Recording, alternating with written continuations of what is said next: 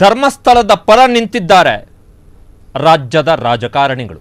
ಪಕ್ಷಾತೀತವಾಗಿ BJP, JDS, Congress ಎನ್ನದೇ ಪಕ್ಷಾತೀತವಾಗಿ ರಾಜ್ಯದ ರಾಜಕಾರಣಿಗಳು ಧರ್ಮಸ್ಥಳದ ಪರ ನಿಂತಿದ್ದಾರೆ. ಧರ್ಮಸ್ಥಳದ ಬೆನ್ನಿಗೆ ನಿಂತ ರಾಜಕಾರಣಿಗಳು ಪಕ್ಷಾತೀತವಾಗಿ ಧರ್ಮಸ್ಥಳಕ್ಕೆ ರಾಜಕಾರಣಿಗಳ ಬೆಂಬಲ.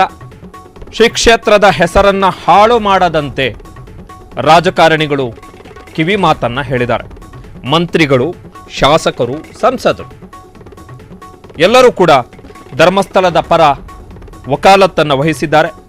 ಶ್ರೀ ಕ್ಷೇತ್ರದ ಧರ್ಮಸ್ಥಳದ ಹೆಸರನ್ನು ಹಾಳು ಮಾಡಲಿಕ್ಕೆ ಹುನ್ನಾರ ನಡೆದಿದೆ ಎನ್ನುವಂಥದ್ದು ಈ ರಾಜಕಾರಣಿಗಳ ವಾದ.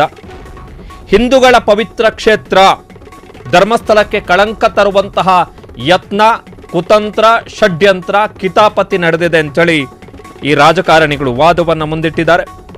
ಎಸ್ಐಟಿ ತನಿಖೆಗೆ ಒತ್ತಾಯದ ಹಿಂದೆ ಕೂಡ ಸ್ವಹಿತಾಸಕ್ತಿಗಳ ಷಡ್ಯಂತ್ರ, ನ್ಯಾಯ ಕೊಡಿಸುವುದಕ್ಕಿಂತ ಜಾಸ್ತಿಯಾಗಿ ನಮಗೇನು ಲಾಭ ಆಗಬಹುದು ಎನ್ನುವಂತಹ ಷಡ್ಯಂತ್ರ ಇದೆ ಎನ್ನುವಂಥದ್ದು ಪ್ರಮುಖವಾಗಿರುವಂತಹ ಆರೋಪ. ಹಿಂದೂ ಧರ್ಮಗಳ ವಿರೋಧಿಗಳೆಲ್ಲ, ಯಾರೆಲ್ಲ ದೇವರನ್ನ ನಂಬಲ್ಲ, ಯಾರೆಲ್ಲ ದೇವಸ್ಥಾನಕ್ಕೆ ಹೋಗಲ್ಲ, ಯಾರೆಲ್ಲ ದಿನನಿತ್ಯ ದೈವಸ್ಮರಣೆಯನ್ನು ಮಾಡಲ್ವೋ, ಯಾರಿಗೆಲ್ಲ ಧರ್ಮದ ಮೇಲೆ ನಂಬಿಕೆ ಇಲ್ವೋ, ಯಾರಿಗೆಲ್ಲ ಭಕ್ತಿ ಇಲ್ವೋ, ಅವರೆಲ್ಲರೂ ಕೂಡ ಒಟ್ಟಾಗಿ ಸೇರಿ ಈ ಕುತಂತ್ರವನ್ನು ಮಾಡಿದ್ದಾರೆ ಎನ್ನುವಂಥದ್ದು ಆರೋಪ. ಹಿಂದೂ ಧರ್ಮವನ್ನು, ಹಿಂದೂ ಧರ್ಮದ ಆಚರಣೆಗಳನ್ನು ಒಪ್ಪಕ್ಕಾಗದಂತಹ ವ್ಯಕ್ತಿಗಳ ಕೂಟ ಸೇರಿಕೊಂಡಂತಹ ಮಾಡ್ತಾ ಇರುವಂತಹ ಹುನ್ನಾರ ಎನ್ನುವಂಥದ್ದು ಇವರ ಆರೋಪ. ಧರ್ಮಸ್ಥಳದ ವಿರುದ್ಧವೇ ದೂರು ಕೊಡುವಂತೆ ದೂರುದಾರನ ಮೇಲೆ ಒತ್ತಡ. ದೂರುದಾರ ಧರ್ಮಸ್ಥಳದಲ್ಲಿ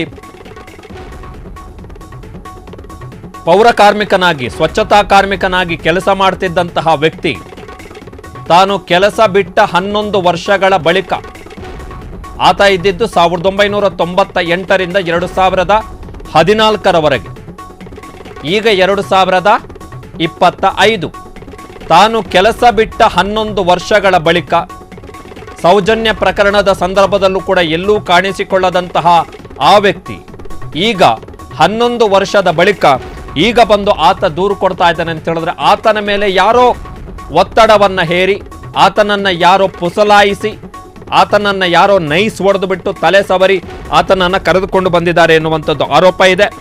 ಹೀಗಂತ ಆರೋಪ ಮಾಡ್ತಾ ಇದ್ದಾರೆ. ಇದು ನಮ್ಮ ಆರೋಪ ಅಲ್ಲ. ಆಮೇಲೆ ಜನ ಏನು ಇದ್ದಕ್ಕಿದ್ದ ಹಾಗೆ ಫ್ರೀಡಮ್ ಟಿವಿ ಅವರು ಏನು ವರಸ ಚೇಂಜ್ ಮಾಡಿದ್ರು ಅಂತ ಅನ್ಕೋಬೇಡಿ. ಇದು ರಾಜಕಾರಣಿಗಳು ಕೊಟ್ಟಿರ್ತಕ್ಕಂತಹ ಸ್ಟೇಟ್ಮೆಂಟ್.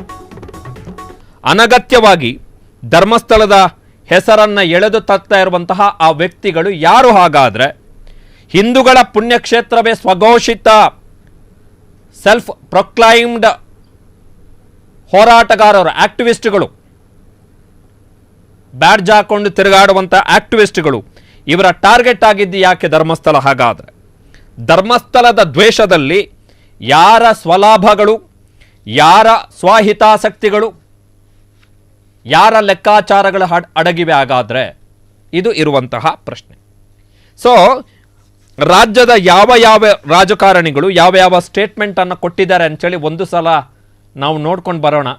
ಮೊದಲನೆಯದ್ದಾಗಿ ಮಾನ್ಯ ಮಾಜಿ ಮುಖ್ಯಮಂತ್ರಿಗಳು, 4 ಸಲ ಮುಖ್ಯಮಂತ್ರಿಗಳಾದಂಥವರು BS ಯಡಿಯೂರಪ್ಪನವರು, ಇವರು ಸ್ಟೇಟ್ಮೆಂಟ್ ಅನ್ನು ಕೊಟ್ಟಿದ್ದಾರೆ, ಪ್ರತಿಕ್ರಿಯೆಯನ್ನು ಕೊಟ್ಟಿದ್ದಾರೆ. ಧರ್ಮಸ್ಥಳದವರಿಂದ ಏನೂ ತಪ್ಪಾಗಿಲ್ಲ, SIT ಮಾಡಿಕೊಳ್ಳಿ, ತನಿಖೆ ಮಾಡಲಿ ಅಂತೇಳಿ ಮಾಜಿ ಮುಖ್ಯಮಂತ್ರಿ BS ಯಡಿಯೂರಪ್ಪನವರು ಸ್ಟೇಟ್ಮೆಂಟ್ ಅನ್ನು ಕೊಟ್ಟಿದ್ದಾರೆ. Open statement. ತಪ್ಪಾಗಿಲ್ಲ, ಧರ್ಮಸ್ಥಳದವರಿಂದ ತಪ್ಪಾಗಿಲ್ಲ. ಧರ್ಮಸ್ಥಳದವರಿಂದ ತಪ್ಪಾಗಿಲ್ಲ ಅಂತ ಹೇಳಿದ್ರೆ ಮಾನ್ಯ ಮಾಜಿ ಮುಖ್ಯಮಂತ್ರಿಗಳು ಹೇಳ್ತಾ ಇರುವಂಥದ್ದು, ಧರ್ಮಸ್ಥಳದ ಆಡಳಿತವನ್ನು ಯಾರು ನೋಡಿಕೊಳ್ತಾ ಇದ್ದಾರೆ ಅವರಿಂದ ತಪ್ಪಾಗಿಲ್ಲ ಅಂಥೇಳಿ.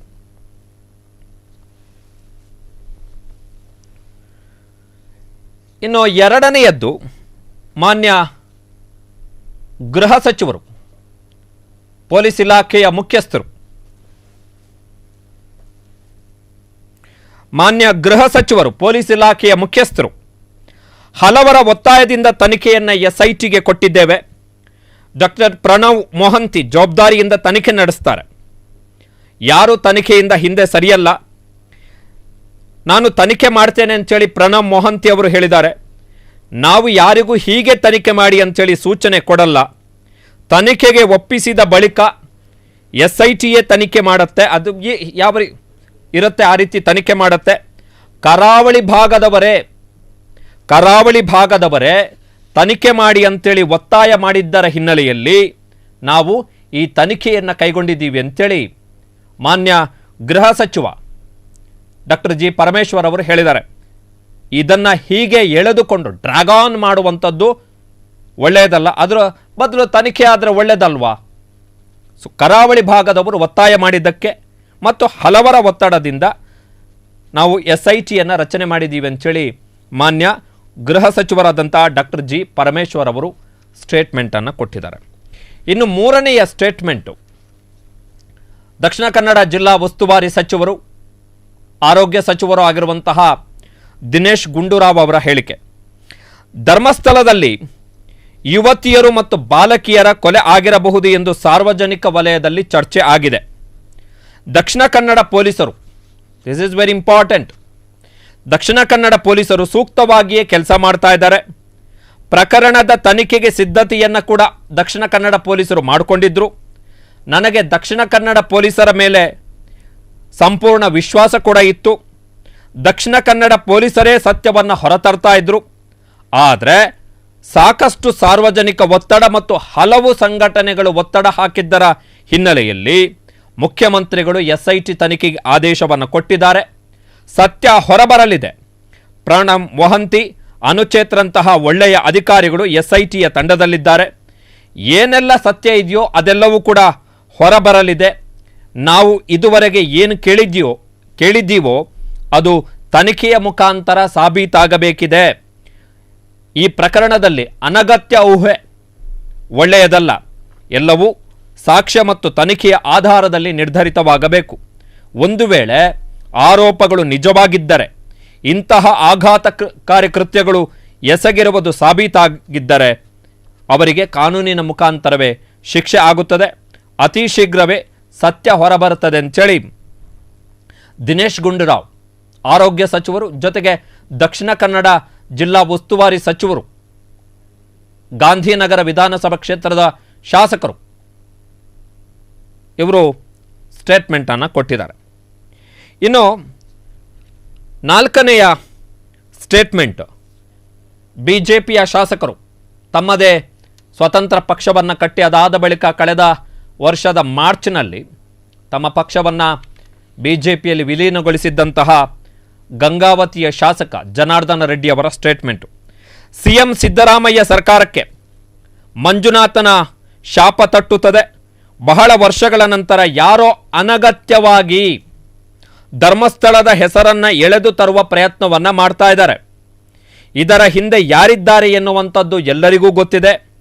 SIT ತನಿಖೆಗೆ ಆದೇಶವನ್ನು ಕೊಟ್ಟಿದ್ದು ಹಿಂದೂ ವಿರೋಧಿ ನಡೆ, ಒಂದು ಸಮುದಾಯವನ್ನು ಓಲೈಸುವ ಸಲುವಾಗಿ ಧರ್ಮಸ್ಥಳದ ಮಂಜುನಾಥನ ಸನ್ನಿಧಾನಕ್ಕೆ ಕೆಟ್ಟ ಹೆಸರು ತರುವ ಸಲುವಾಗಿ SIT ತನಿಖೆಗೆ ಒಪ್ಪಿಸಲಾಗಿದೆ.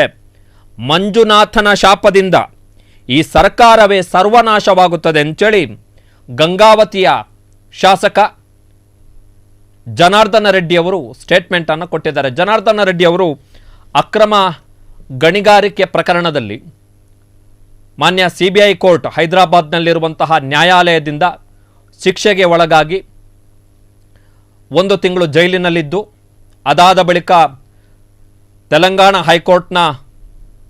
ಹೈಕೋರ್ಟ್ ಏನು ಶಿಕ್ಷೆಗೆ ತಡೆಯಾಜ್ಞೆ ಕೊಟ್ಟು ಅದಾದ ಬಳಿಕ ಹೊರಬಂದಂತಹ ರಾಜಕೀಯ ನಾಯಕ ಅಥವಾ MLA ಇವರ ಮೇಲೆ ಅಕ್ರಮ ಗಣಿಗಾರಿಕೆಗೆ ಸಂಬಂಧಪಟ್ಟಂತಹ ಸಾಕಷ್ಟು ಪ್ರಕರಣಗಳಿದ್ದಾವೆ. ಇನ್ನೂ ಕೂಡ ವಿಚಾರಣೆ ಪೂರ್ಣಗೊಂಡು ಅದರ ಮೇಲೆ ತೀರ್ಪು ಬರಲಿಕ್ಕೆ. ಇವರು ಇತ್ತೀಚೆಗೆ ಕರಾವಳಿಯ ಒಂದು ಊರಲ್ಲಿ ಅಲ್ಲಿ ಭೂತನೇಮ ಏನು ಆಗುತ್ತೆ, ದೈವಾರಾಧನೆ ಅಲ್ಲಿ ಪ್ರಾರ್ಥನೆಯನ್ನು ಮಾಡಿಕೊಂಡಿದ್ರು. ಆದಷ್ಟು ಬೇಗ ನಾನು ಜೈಲಿನಿಂದ ಹೊರಬರಬೇಕು ಅಂಥೇಳಿ. ಸೊ ಇವರ ಪ್ರಾರ್ಥನೆಯ ಪ್ರಕಾರ ಇವರು ನಂಬಿದಂಥ ಆ ಕರಾವಳಿಯ ದೈವ ಇವರಿಗೆ ಆಶೀರ್ವಾದವನ್ನು ಮಾಡಿ ಇವರು ಜಾಮೀನು ಪಡೆದು ಜೈಲಿನಿಂದ ಕೂಡ ಹೊರಬಂದರು. ಅದಾದ ಬಳಿಕ ಆ ದೈವದ ಸನ್ನಿಧಾನಕ್ಕೆ ಹೋಗಿ ಇವರು ವಿಶೇಷ ಪೂಜೆಯನ್ನು ಸಲ್ಲಿಸಿ ವಾಪಸ್ ಬಂದಿದ್ದಾರೆ. ಇನ್ನು ಮಾಜಿ ಮುಖ್ಯಮಂತ್ರಿ ಬಸವರಾಜ ಬೊಮ್ಮಾಯಿ ಅವರು ಕೊಟ್ಟಿರುವಂತಹ ಸ್ಟೇಟ್ಮೆಂಟು, ವಿಶೇಷ ತನಿಖಾ ತಂಡ ರಚನೆಗೆ ಒಪ್ಪಿಸಿರುವುದನ್ನು ಸ್ವಾಗತಿಸುತ್ತೇವೆ.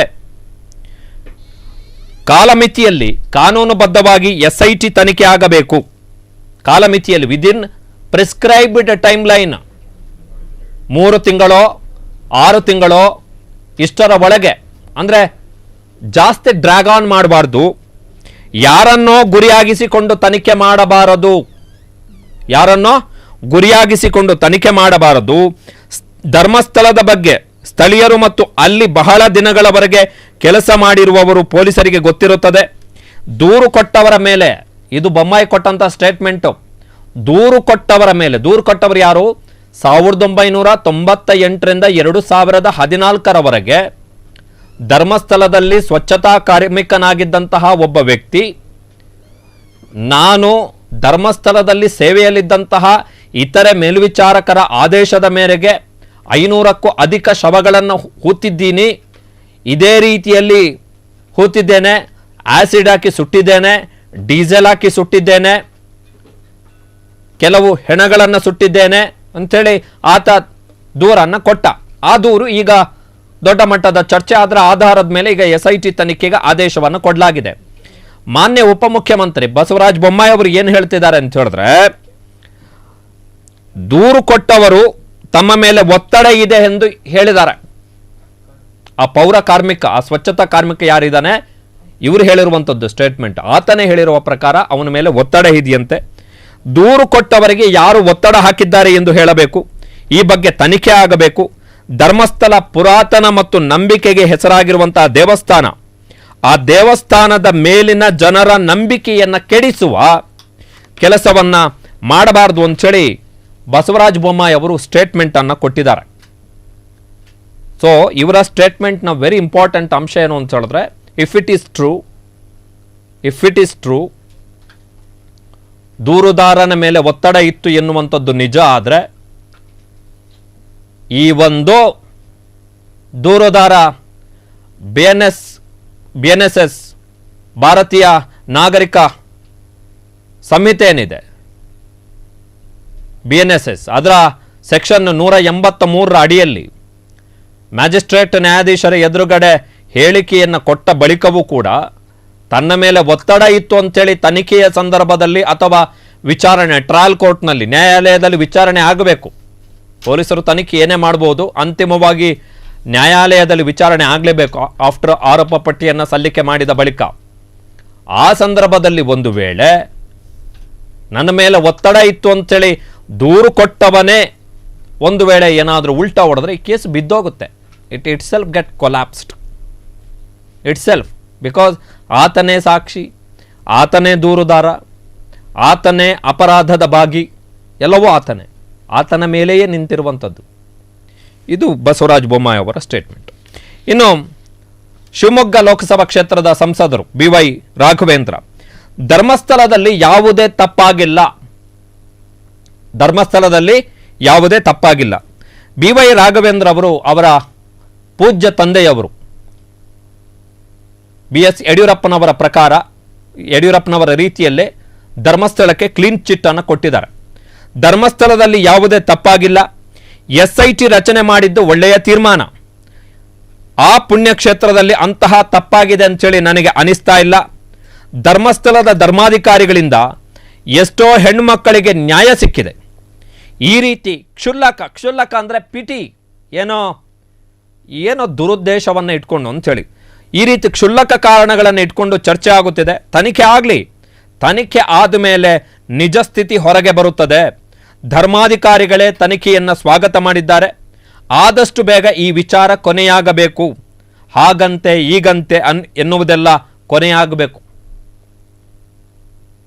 ಈ ಗುಸುಗುಸು ಪಿಸುಪಸು, ಹಂಗಾಯ್ತಂತೆ ಹಿಂಗಾಯ್ತಂತೆ, ಈ ಥರದ ವದಂತಿಗಳು, ಗಾಳಿ ಮಾತುಗಳು, ಗಾಳಿ ಸುದ್ದಿಗಳು ಸೋಷಿಯಲ್ ಮೀಡಿಯಾದಲ್ಲಿ ಏನೆಲ್ಲ ಪೋಸ್ಟ್ಗಳನ್ನು ಹಾಕ್ತಾ ಇದ್ದಾರೆ. ಬಹುತೇಕ ತಲೆನೂ ಇರಲ್ಲ, ಬುಡನೂ ಇರಲ್ಲ. ಸೊ ಅದೆಲ್ಲ ಕೊನೆ ಆಗಬೇಕು. ಧರ್ಮಸ್ಥಳದ ಬಗ್ಗೆ ಇರುವ ವಿಶ್ವಾಸವನ್ನು ಹಾಳು ಮಾಡುವಂಥದ್ದು ಬೇಡ. ಮನುಷ್ಯ ಅಂದ ಮೇಲೆ ಅನುಮಾನ ಬರುವಂಥದ್ದು ಸಹಜ, ಸಂಶಯ ಬರುತ್ತೆ. ಆ ಅನುಮಾನಗಳಿಗೆ ಸರ್ಕಾರ ಸ್ಪಂದನೆ ಮಾಡಿದೆ. SIT ತನಿಖೆ ರಚನೆ ಮಾಡಿದ್ದು ಒಳ್ಳೆಯ ನಿರ್ಧಾರ ಅಂಥೇಳಿ BY ರಾಘವೇಂದ್ರ ಅವರು ಸ್ಟೇಟ್ಮೆಂಟನ್ನು ಕೊಟ್ಟಿದ್ದಾರೆ. ಸೊ ಅಲ್ಲಿಗೆ ಯಡಿಯೂರಪ್ಪನವರು ಮತ್ತು ರಾಘವೇಂದ್ರ ಇಬ್ಬರು ಕೂಡ, ತಂದೆ ಮತ್ತು ಮಗ ಇಬ್ಬರು ಕೂಡ ಕ್ಲೀನ್ ಚಿಟ್ಟನ್ನು ಕೊಟ್ಟಿದ್ದಾರೆ. ಇನ್ನು ವಿಧಾನಸಭೆಯ ಸಭಾಧ್ಯಕ್ಷರು, ದಕ್ಷಿಣ ಕನ್ನಡದ ಅತ್ಯಂತ ಪ್ರಭಾವಿ ಶಾಸಕರಲ್ಲಿ ಒಬ್ಬರು ಮಾನ್ಯ UT ಖಾದರ್ ಅವರು, ಯಾವುದು ಸತ್ಯವೋ ಅದು ಬಹಿರಂಗವಾಗಬೇಕು. ಕ್ಷಣ ಕ್ಷಣದ ಸುದ್ದಿಗಳಿಗಾಗಿ ಫ್ರೀಡಂ ಟಿವಿ ಸಬ್ಸ್ಕ್ರೈಬ್ ಮಾಡಿ, ಲೈಕ್ ಮಾಡಿ ಹಾಗೂ ಫಾಲೋ ಮಾಡಿ. ಹೊಸ ಸುದ್ದಿಗಳ ನೋಟಿಫಿಕೇಶನ್ಗಾಗಿ ಬೆಲ್ ಐಕಾನ್ ಮೇಲೆ ಕ್ಲಿಕ್ ಮಾಡಿ.